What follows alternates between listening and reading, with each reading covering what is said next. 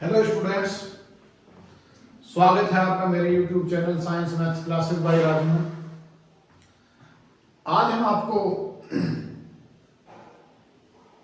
Science में एक बहुत ही मोस्ट चैप्टर जो बहुत इंपॉर्टेंट आपको 10th क्लास में आता है, कुछ अभिक्रियाएं हैं या फिर उन पर टिप्पणी लिखने के लिए आ जाती है। एक तो एस्टरीकरण है, साबुनीकरण है और साबुन का निर्माण है। ये आपको 2-3 टॉपिक ऐसे हैं जो आपको बोर्ड एग्जाम में इनमें से कम दोनों तीनों टॉपिक में से एक अवश्य मिलेगा। तो चलिए चलते हैं। सबसे पहले हम एस्टरीकरण बताते हैं।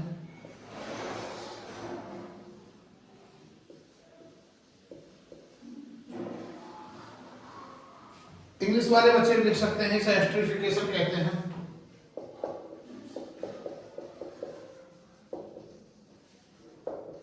एस्टरीफिकेशन कहते हैं इंग्लिश में। ये एस्टरीकरण क्या होता है? एस्टरीकरण, यदि हम किसी एसिड्स की एल्कोहल के साथ क्रिया कराते हैं सांद्र सल्फ्यूरिक अम्ल की उपस्थिति में, तो हमारा एस्टर बनता है और इसी अभिक्रिया को हम एस्टरीकरण कहते हैं। चलिए लिखते हैं। यदि एसिटिक अम्ल की क्रिया एथिल अल्कोहल के साथ कराते हैं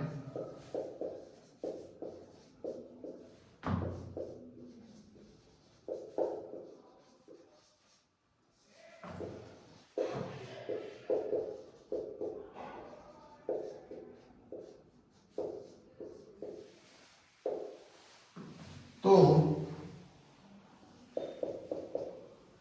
और किसकी उपस्थिति में कराते हैं? एथिल अल्कोहल के साथ H2SO4 की उपस्थिति में सांद्र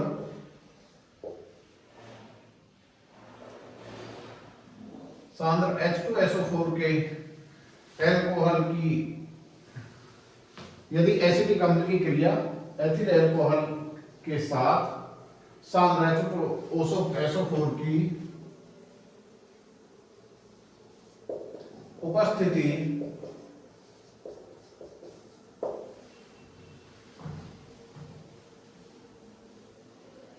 में कराएं तो हमें एस्टर प्राप्त होता है।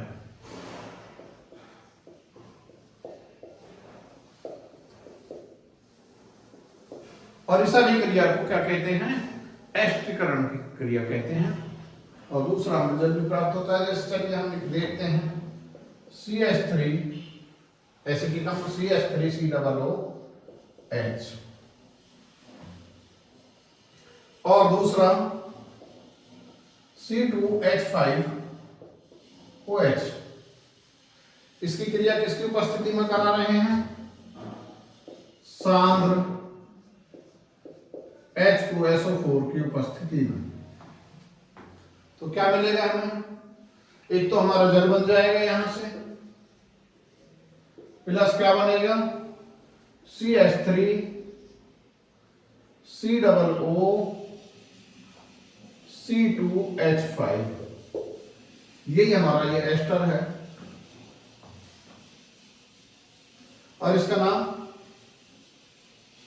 ये एथिल है तो ethyl Maithil ether, ethyl Maithil ether. चाहे तो इसे कह सकते हैं ये एस्टर हो गया ये हमारा। तो ये हमारा एस्टरीकरण की यदि आपको अभिक्रिया आती है तो इतना लिख देंगे। और दूसरा आता है साबुनीकरण। क्या आता है? साबुनीकरण।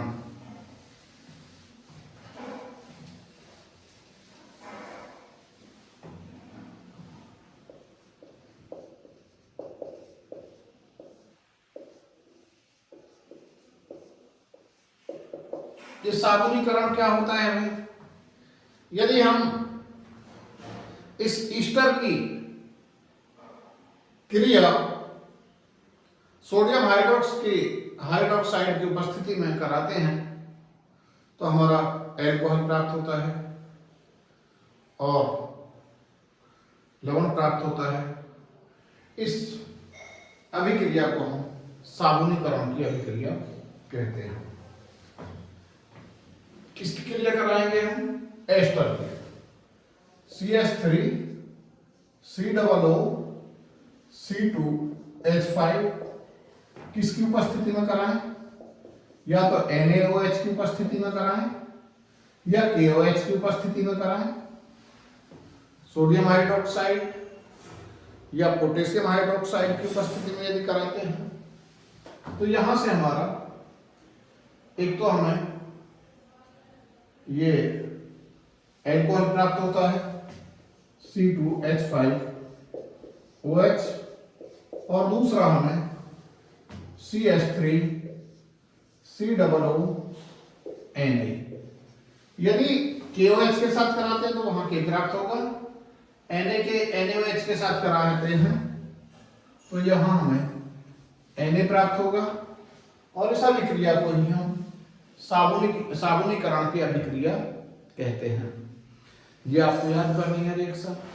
मैंने फिर बताया है एस्टरीकरण, साबुनीकरण और एक तीसरा साबुन का निर्माण जरूर याद करना है। साबुन का निर्माण। साबुन का निर्माण कैसे करते हैं हम? यदि हम वसा को सोडियम हाइड्रोक्साइड के साथ क्रिया कराएं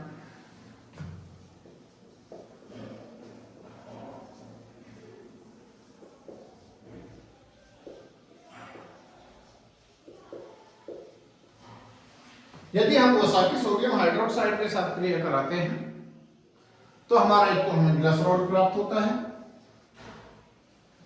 ग्लिसरॉल,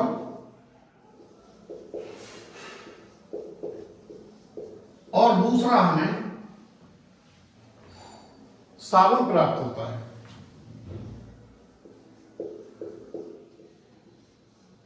साबुन। अब हम यहां जो वसा है उसका फॉर्मूला लिखते हैं। CH2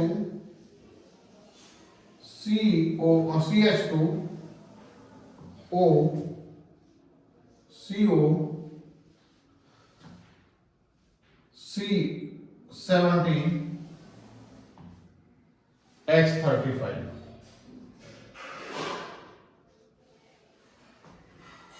ये CHO CO C17 H35 और तीसरा है वही ऊपर वाला CH2 O CO C17 H35। इसकी क्रिया किसके साथ कराएं? सोडियम हाइड्रोक्साइड के NaOH। तो हमें क्या मिलेगा? पहले ग्लिसरॉल प्राप्त होगा, यानी यहां से CH2 OH CHOH और ये CH2OH। ये ग्लिसरॉल का फॉर्मूला है। ग्लिसरॉल या ग्लिसरीन, ग्लिसरीन कह सकते हैं इसे, ग्लिसरीन। ग्लिसरॉल है वैसे क्योंकि आप जानते हैं जिसमें OH लग जाता है वो ऑल बन जाता है, ग्लिसरॉल। प्लस अब जो बच गया वो आपको सारा लिखना है। देखो OH यहां वाला आया है तीनों के साथ, यहां 3 लगा दो, एक OH यहां से यहां आ गया, एक OH यहां आ गया, एक OH यहां आ गया, यहां से 3 Na बचे। यहां जो सारा बचा वो इसके साथ कर दो, तो ये आ गया C17 H35 और COO Na प्लस यहां से, या एक साथ लिख सकते हैं हम, चलिए बार बार मान लिख के आप एक साथ लिख दो। C17 H17 H35 sorry H35, यहां भी COO है, यहां भी COO है, यहां भी COO है, और COO और Na, तो जो ये Na है वो यहां, और चूंकि ये 3 बार है इसलिए यहां 3 लिख दो। ये आपका आ गया साबुन का फॉर्मूला, ये आ गया आपका साबुन का। और इसका यदि नाम लिखना चाहते हो तो नाम लिख सकते हो सोडियम स्टेरेट।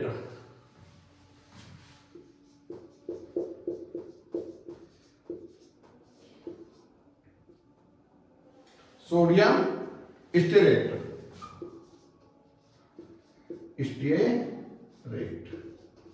ये सोडियम स्टेरेट आ गया। तो ये आपका साबुन का फॉर्मूला आ गया। ये साबुन के निर्माण की विधि आ गई। चाहो जैसे मान लीजिए साबुन पर आपको टिप्पणी लिखने के लिए आती है तो आप लिख सकते हैं, साबुन के उपयोग लिख सकते हैं, क्या उपयोग है, साबुन के गुण लिख सकते हैं। तो ये सारी चीजें आप कर सकते हैं। तो मैंने जो आपको आज ये 3 टॉपिक बताए हैं, इससे पहले एस्टरीकरण बताया था, दूसरा साबुनीकरण बताया है, तीसरा साबुन का निर्माण। यदि साबुन का आता है साबुन का निर्माण लिख सकते हो, साबुन के उपयोग लिख सकते हो। तो आज के लिए इतना ही। थैंक यू मेरी आगे वाली वीडियोस देखने के लिए। और बल्कि आप ये समझो कि यदि आप एग्ज़ाम दे रहे हैं 10th क्लास का, बहुत मोस्ट जो आने वाले टॉपिक्स हैं केवल उन्हीं को मैं बता रहा हूँ। मेरी वीडियो उन पर बने रहिए जिससे आपके 90% से एबव अंक आ सकें। और मेरी वीडियो अच्छी लगी हो तो मेरे चैनल को लाइक करें, सब्सक्राइब करें और बेल आइकन दबाना ना भूलें। Thank you.